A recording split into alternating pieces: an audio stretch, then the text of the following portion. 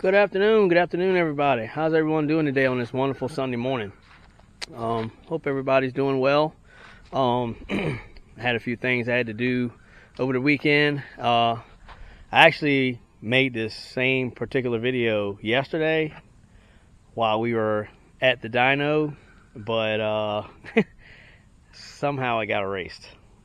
Don't ask me how. I must have accidentally hit the wrong button on the camera, going through trying to clean up some of the storage on the camera, so it wouldn't actually cut me off because I had too much storage on the memory card. But so I accidentally erased it. So so the only video I got is actually a video of us doing pulls and stuff. So I'll download that to my phone and post it later. But so I'm having to redo this video, so I'm gonna go ahead and do it. So again, hope everybody's doing good. Hope everybody had a wonderful weekend. I hope everybody has a wonderful Sunday as well. Is having a wonderful Sunday. So we took slushbox to the dyno yesterday, and I basically wanted to try to get a baseline on the setup we have right now. So back in 2022, the car dynoed at like 235 wheel horsepower. Same setup. I haven't changed anything. Only thing I may have changed is a few charge pipes and stuff like that. Kind of, change the direction of a charge pipe or something like that. But other than that, I haven't really made any changes. So basically wanted to get a baseline on the setup because we can't get any more boost out of the turbo, of course. Turbo is pretty much maxed out. So it's got the Mazda BP26 camshafts in it. Now the Mazda BP26 camshafts, those camshafts come in the Mazda 323 GTX GTR over in Japan. That's a BP26 engine, and it comes with a turbo and all that stuff from the factory. And they have BP26 cams in them rather than BP05 cams, of course. BP05 cams were the OEM cams for were the OEM cams for a NA BP05. So basically, that's what we're running. We're running the BP26 camshafts in this car, and I wanted to get one more baseline of what it was doing with these cams. We're looking to upgrade to a set of 99 to 2000 Miata BP4W camshafts. We haven't decided if we're going to go intake exhaust or we're going to go exhaust. Now, when I say exhaust, that means basically taking the exhaust cam and putting it on the intake side. There's a lot of those modifications that have been done for over the years. A lot of people was doing them with the BP05 camshafts. They were putting the exhaust cam on the intake side. And it was actually making a substantial difference on top end. So basically just wanted to get a baseline, of what the car was doing before I changed the camshaft, and then put the camshafts in there and then take it back to see what it would do with the camshafts in it. So that was basically my plan. But so haven't decided what I'm gonna do yet. I'm gonna play around with it a little more, go through my notes and stuff that I've taken over the years and look at some stuff and look at some pros and cons stuff, on that particular deal.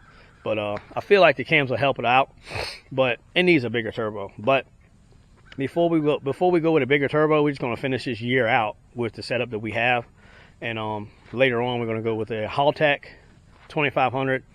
It's no longer called the Elite 2500 from what I'm understanding from my tuner, Matt Russell. He's saying that it's a S2 or something like that. So we're actually going to switch to that ECU and E85, of course, change up the fuel system, bigger turbo, stuff like that. The goal for this car is 11s. So we was talking about this last night. So we was talking about when the car goes 11s, she's not going to try to make it go any faster.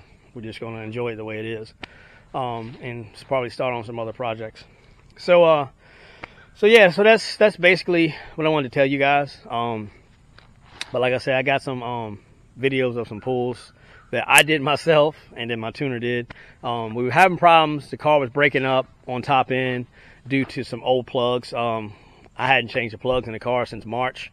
that's the last time the car was raced. And then of course we just drove it around on the street and stuff like that and everything. So yeah, the plugs were just, they had it. I went ahead and got some new plugs, changed them out. We re-dynoed the car, and of course it was a whole lot better. No breaking up, no nothing. It put down 200 wheel this time. With me, with me operating it, my tuner was trying to show me, Matt Russell was trying to show me how to run the car on the dyno with the auto start, with the auto button, with the auto, and then of course the run. And I kept, well, the first time I did it, I went full throttle and went to hit the run button. He's like, no, you can't do that. You got to hit the auto first, so it'll actually so it actually locks the, I think the auto button, correct me if I'm wrong, the auto button locks the car at a certain RPM and it makes it ramp. Then you mash it full throttle, you wait for it to ramp up, and then you hit the run button and it'll actually run the pass. But I'm still learning, man. That was my first time ever being on the dyno in the car like that. So he gave me that opportunity. Big shout out to Matt Russell Tuning. I appreciate that experience. That was pretty cool. I already knew I was gonna screw up the first time, so it's all good. But yeah, I only got it to do 200 wheel. I'm sure if he would have made a pull with it, it would have been a little more. But it is what it is. I mean, we know what the car will do. We know what it does. And to be honest with you, man, like even at 235 horsepower, the car still runs 12.8, which is very impressive, and it's automatic too. So real quick, if anybody hadn't seen what Slushbox looks like now, it used to be a white Escort GT, but now it's white with a pink pearl. Jasmine chose this color. So when we did the makeover on the car and stuff, when we took it to Ford Nationals and changed everything around, that's the color she wanted to go with. So here it is. This is her right here. This is old Slushbox now, new and improved. It's got Mazda Miata 17-inch wheels on it, factory 17-inch wheels. Love the way they look. They look great. A lot of people have commented on them and said they love the way they look. So this is what the car looks like now. With everything on it. So I don't know if you guys can see it, but it's kind of changing as I walk around it. See, now the hood looks like it's white. I'm looking at it right now and the car looks completely white, but it's got a pink pearl in it. So when the sun hits it, of course when the sun hits it, it changes colors, stuff like that. Pretty cool, man. Pretty cool color there. You can actually see the pearl a little bit through the camera. I don't know if you guys can see it, but this is the new and improved, as they say, Slushbox 2.0. So yeah, so that's basically what we got going on. Yeah, I was having some issues with my truck yesterday. My black F-150 wouldn't crank up. Come to find out, there's two wires on the front. Hold on real quick. Simon, say hello. Say hello. Say hello. Spoiled little cat. But yeah, so come to find out, I got two suppression capacitors on the truck, and they're actually mounted to the cylinder heads. They got studs that come off cylinder heads and are mounted there. Well, they look like grounds. I thought they were grounds. I grounded them out, popped the fuse for the ignition system, so the truck wouldn't fire. And I'm gonna tell you what, well, I was a little bothered by that. So I ended up finding the problem this morning. Come to find out, they were actually suppression capacitors, not grounds. So as soon as I took them loose, put a new fuse in, fired right up. So I had to take Jasmine's truck. That's okay. We got it straight now. So now we got two trucks again. So yeah, I was kind of worried because I was like, we're leaving week after next, so we got to have two trucks to pull two cars because Donatello's going to the track too. So, but yeah, so basically that's all I wanted to do is get on and let you guys know what we had going on yesterday while we were at the dyno. The car hadn't been on the dyno in 2 years. As a matter of fact, Donatello, before I did the new manifold and the new the new manifold and all that stuff and changed the setup a little bit. He hadn't been on the dyno since 2021 when I first put the motor together. So he performed great. Slushbox performed great. Yeah, I figured these, let's see, Donatello is on a 3-year build. Slushbox is on a 4-year build. So they're doing good. So yeah, man, just want to get on. And like I said, let you guys know what was going on. I accidentally erased this similar video yesterday. Trying to, I was trying to hurry up and get the camera set up so I could record the pull. And in the gist of that, I ended up erasing the video I just made when I pulled up to the dyno. so I had to remake it. So here it is. So yeah. So basically, yeah, I just want to let you guys know again what was going on. So we're looking at changing the camshafts around and see if that gives it more power. And if it does, we're probably just going to leave it there for right now. And just enjoy the car the way it is until we go with the haul tack and the bigger turbo and stuff like that. And of course, once we do that, it'll be making a lot more power. Now, we were having problems the first time we dynoed this car. We were having problems with the car staying in second gear. And the reasoning for that was because it kept trying to shift. It was kept shifting on us. So of course, when we went full throttle, it would downshift and then upshift. So it messed the dyno run up. So I figured out which wires control the solenoids. So what I did was I found third gear solenoid, right? So you got a 1 to 2, 1 to 2, 2 to 3. Let me see. I got a 1 to 2 solenoid, a 2 to 3 solenoid, a 3 to 4 solenoid, and then you got an overdrive, right? So overdrive is fourth gear. So I found the wire for the third gear solenoid, which on an Escort GT, it is the orange wire. The orange wire actually is the signal for the third gear solenoid. So what I did was I cut it, went down the street.